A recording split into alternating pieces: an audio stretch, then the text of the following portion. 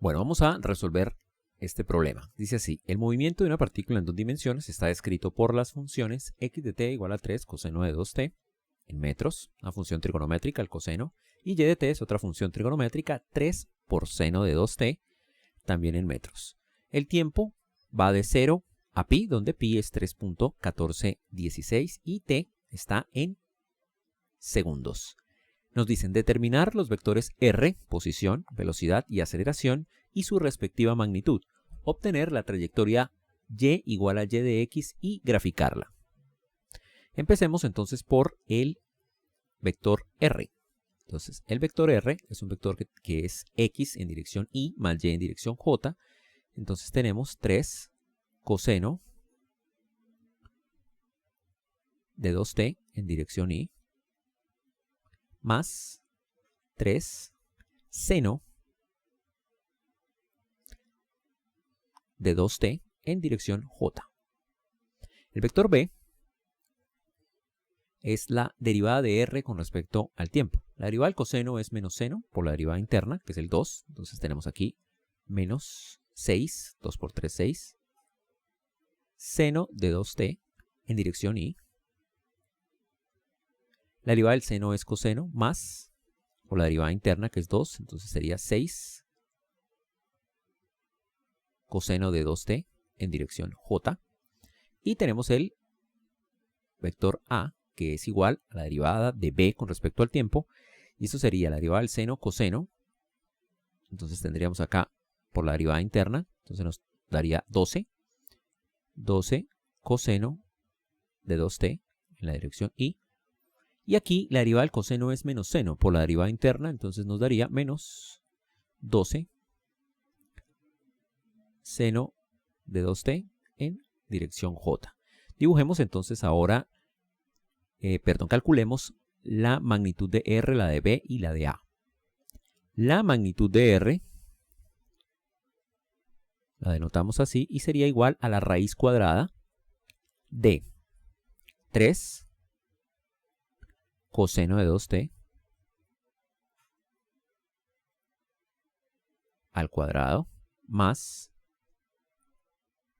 3 seno de 2t al cuadrado.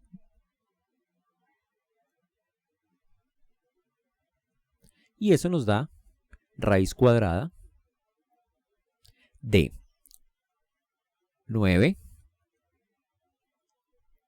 coseno cuadrado de 2t más 9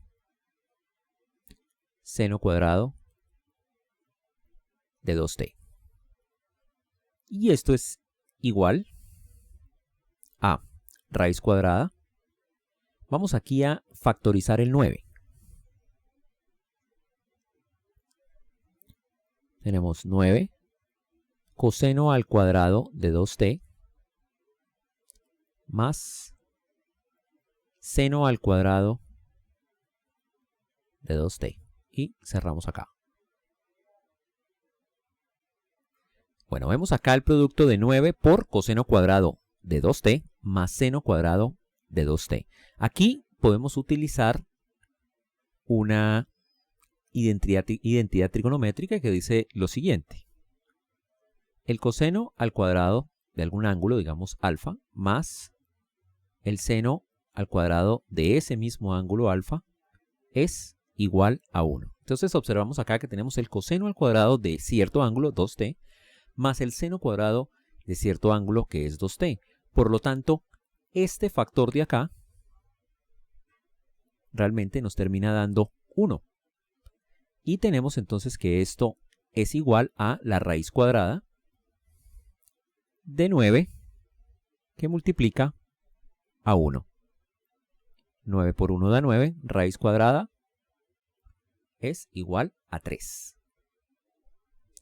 Bueno, resultó que a pesar de que la componente en x de y depende del tiempo y la componente y en j también depende del tiempo, pues existe una especie de confabulación acá de tal manera que la magnitud de r siempre da 3. Vamos a calcular ahora la magnitud de b. Entonces tenemos que la magnitud de b es igual a la raíz cuadrada de menos 6 seno de 2t al cuadrado más 6 coseno de 2t al cuadrado.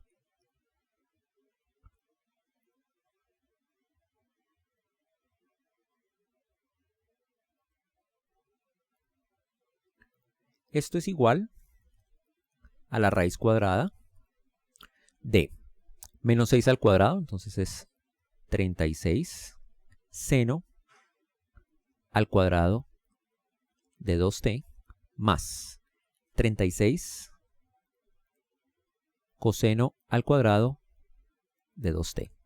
Bueno, así como en el caso anterior, podemos factorizar el 36, dejar seno cuadrado y coseno cuadrado solos, lo que nos da 1 vía esta identidad, y entonces nos queda que esto es igual a la raíz cuadrada de 36 multiplicado por 1, y eso es igual a 6. Bueno, hablando de unidades, la magnitud de R tiene la misma magnitud de X, las unidades, perdón, de R son las mismas unidades de X y de Y, en este caso serían metros, y en este caso serían metros por segundos. Vamos entonces ahora a calcular la magnitud del vector A. Entonces, el vector A, en magnitud, sería igual a la raíz cuadrada de menos 12 coseno de 2t al cuadrado más menos 12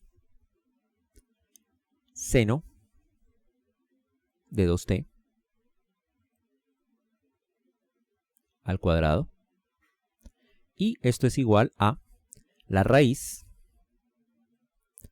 de 144 coseno cuadrado de 2t más 144 seno al cuadrado de 2t. Aquí podemos de nuevo factorizar el 144 y nos queda exactamente la identidad que tenemos acá. Entonces, siguiendo, tenemos que la magnitud de A es igual a la raíz cuadrada de 144, que se factorizó acá, multiplicado por 1. Y esto es igual a 12. En unidades tenemos metros sobre segundos al cuadrado. Entonces, a pesar de que tanto B como A dependen del tiempo, los vectores, su magnitud es siempre la misma, es siempre constante. Vamos entonces ahora a intentar graficar la función, hacer y como una función de x y obtener la gráfica. Existen dos maneras de obtener y como una función de x. Entonces existe una manera más complicada, la vamos a ver primero, y luego vamos a ver una que, a pesar de ser más sencilla, pues no es tan fácil de ver. Entonces, como siempre, el algoritmo sería despejar t de acá y ponerla acá de tal manera que vamos a obtener una función y de x. Entonces, aquí tendríamos, pasando a dividir el 3, entonces tenemos x dividido en 3 igual a coseno de 2t. Sacamos coseno inverso a ambos lados y quedamos con que el coseno inverso de x sobre 3 es igual a 2t. Y finalmente t es igual a 1/2 del coseno inverso de x sobre 3. Vamos ahora entonces a colocar este t en y, de tal manera que obtengamos una función y de x. Entonces y sería igual a 3 seno de 2 por t.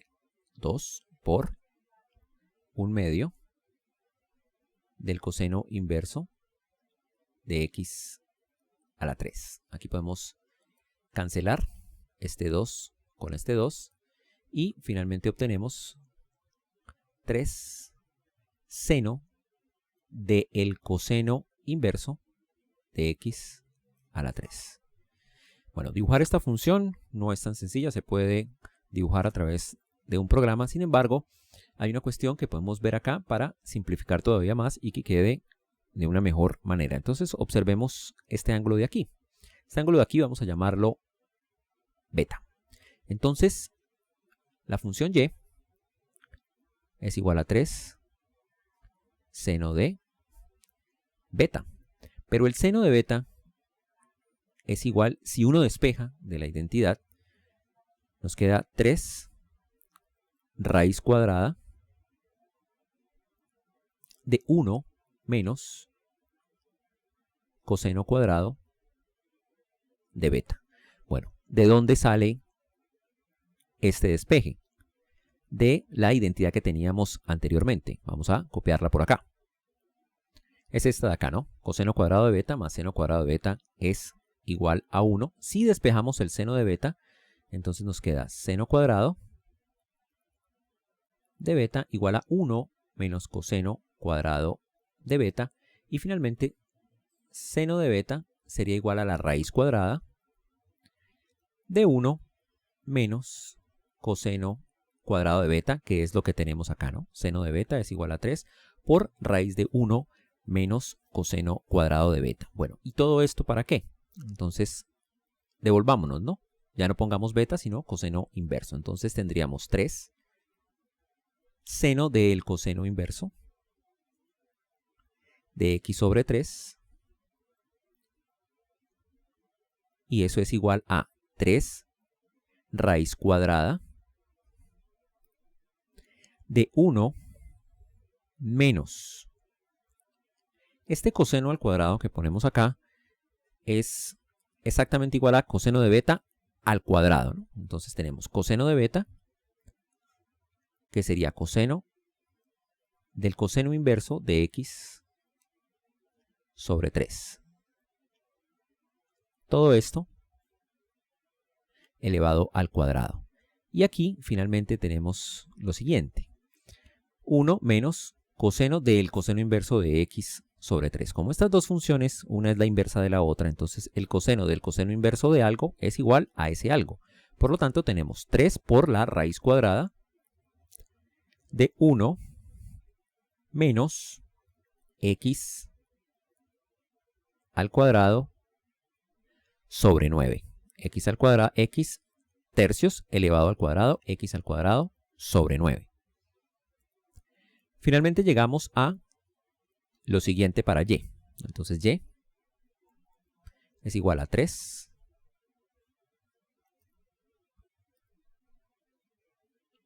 raíz cuadrada de 1 menos x al cuadrado sobre 9. Bueno, ¿qué tipo de función es esta?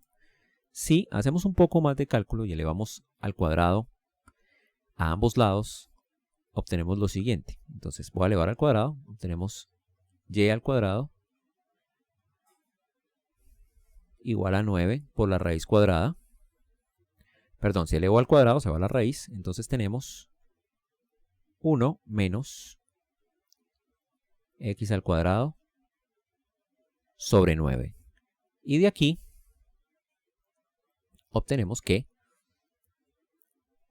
y cuadrado sobre 9 es igual a 1 menos x al cuadrado sobre 9. Vamos a pasar a sumar la x a este lado y quedamos con que y cuadrado sobre 9 más x al cuadrado sobre 9 es igual a 1, y volviendo a pasar a multiplicar el 9, quedamos con que y al cuadrado más x al cuadrado es igual a 9. Bueno, digamos del estudio de las cónicas sabemos que esta función lo que representa es un círculo de radio 3, ¿no? Recordemos que la ecuación para un círculo que tiene centro en el origen es y cuadrado más x al cuadrado igual a r al cuadrado. Por lo tanto, 9 sería igual a r al cuadrado, y r, que sería el radio de la, no es el vector posición, ¿no? Es el radio del círculo que está haciendo nuestra partícula, es igual a 3. y esta concuerda con ser la magnitud del vector posición que teníamos anteriormente. Existe una manera mucho más sencilla de llegar a este resultado y lo vamos a hacer a continuación. Tenemos entonces x, que es igual a 3 coseno de 2t, y y, que es igual a 3 seno de 2t. Vamos a elevar al cuadrado a ambos lados de esta ecuación y nos quedamos con x al cuadrado igual a 9 coseno cuadrado de 2t.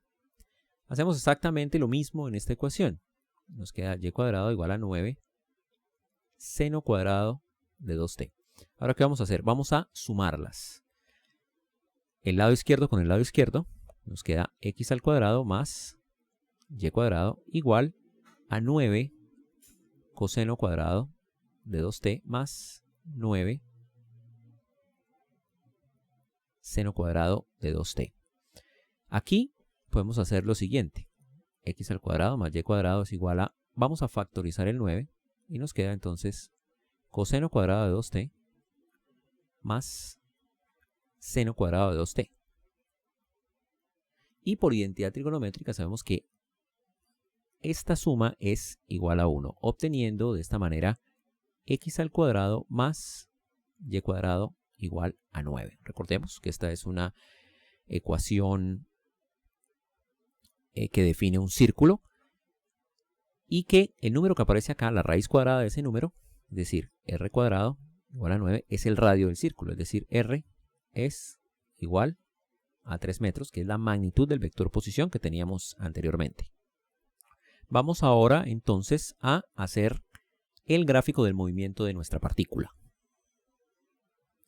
Tenemos entonces aquí x de t, y de t, y tenemos, digamos, la relación que existe entre x y y, que sabemos que es un círculo de radio 3. Vamos entonces a dibujar el círculo. Tenemos aquí entonces el eje y, el eje x y nuestra trayectoria circular. Traje aquí también los vectores r, b y a. Son vectores que cambian en el tiempo, pero recordemos que la magnitud de r es constante y es 3, la magnitud de b es constante y es 6 y la magnitud de a es constante y es 12.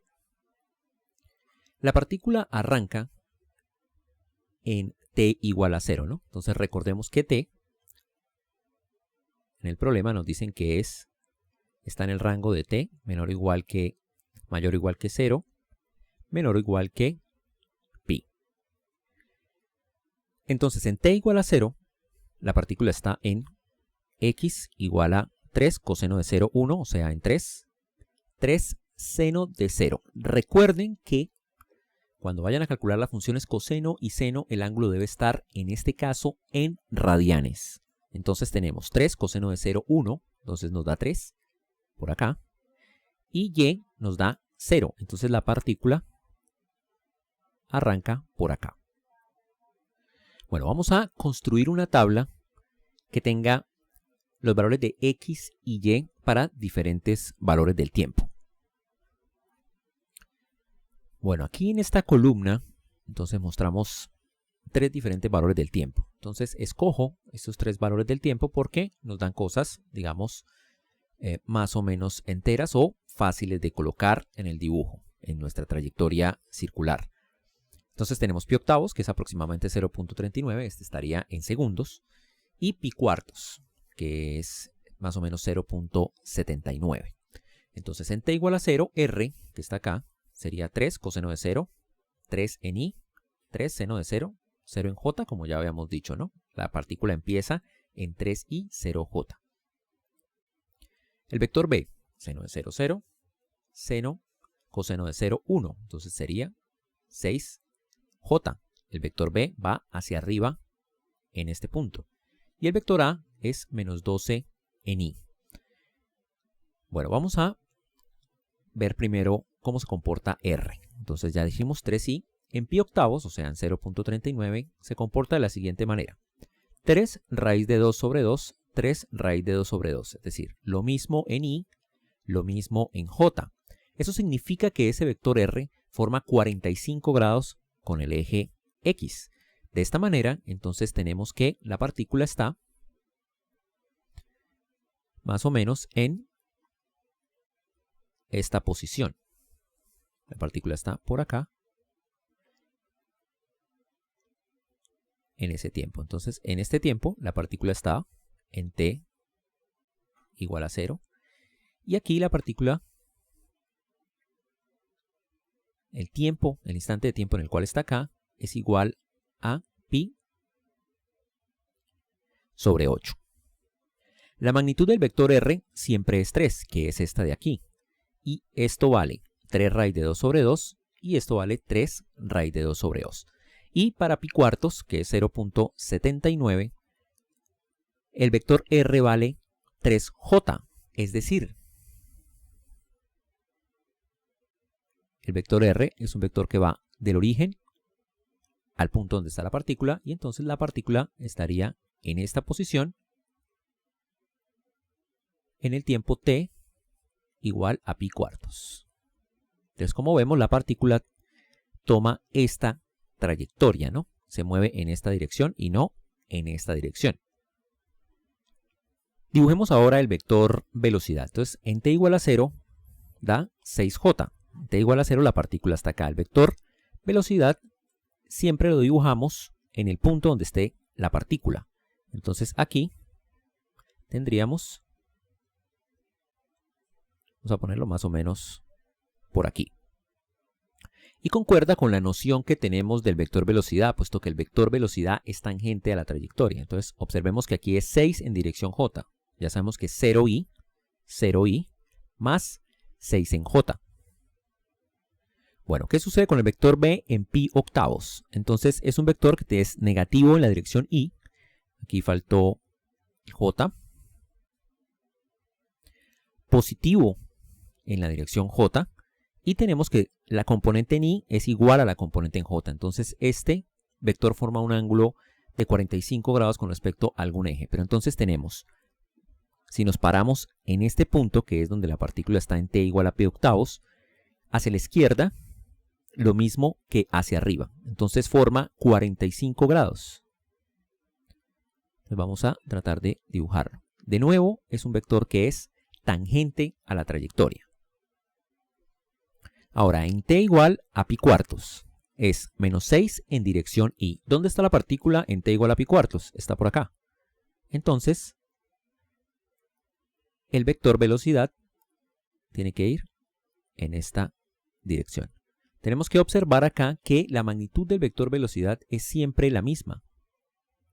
Por lo tanto, este vector, pues a pesar de que no se vea bien en el dibujo, tiene la misma magnitud siempre. El vector r tiene la misma magnitud siempre. Es una trayectoria circular. El vector b también. Y en este caso vamos a dibujar ahora el vector a, que siempre tiene la misma magnitud también. En t igual a 0, menos 12 en j. Entonces nos paramos en donde está la partícula y trazamos el vector aceleración. En este punto se dirige entonces hacia el centro del círculo. En t igual a pi octavos nos da menos 12 raíz de 2 sobre 2i menos 12 raíz de 2 sobre 2i. Tiene la misma componente, el mismo valor de componente en i, el mismo valor de componente en j. En pi octavos la partícula está por aquí. Entonces, este vector forma 45 grados con alguno de los ejes porque tiene la misma componente, pero tiene menos en i y menos en j. O sea, por acá y por acá a 45 grados. Entonces tenemos este vector acá. Es contrario al vector r. Y finalmente, en t igual a pi cuartos tenemos menos 12j. Entonces por acá, el vector aceleración tiene esta dirección.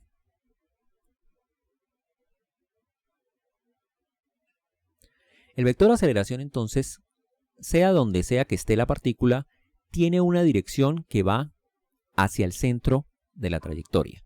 Bueno, este tipo de movimiento recibe un nombre que es movimiento circular uniforme. El uniforme viene de que la velocidad es siempre constante, es uniforme. Pero ojo, solo en magnitud. El vector velocidad está siempre cambiando. Los tres vectores r, b y a tienen siempre la misma magnitud, pero no siempre tienen la misma dirección. El vector r va hacia acá, hacia acá, hacia acá. El vector B viene hacia acá, se curva hacia acá, luego se curva hacia acá. Entonces ellos se van curvando conforme va pasando el tiempo. Lo mismo el vector A. El vector A tiene la misma magnitud y siempre apunta hacia el centro de la trayectoria. Entonces en este caso, en el caso del movimiento circular uniforme, que es con velocidad constante, la magnitud de la velocidad es constante, la aceleración siempre apunta hacia el centro de la trayectoria. Existen movimientos circulares que no tienen estas mismas características. Hay movimientos circulares en los cuales la velocidad va cambiando en magnitud y el vector de aceleración ya no apunta hacia el centro de la trayectoria.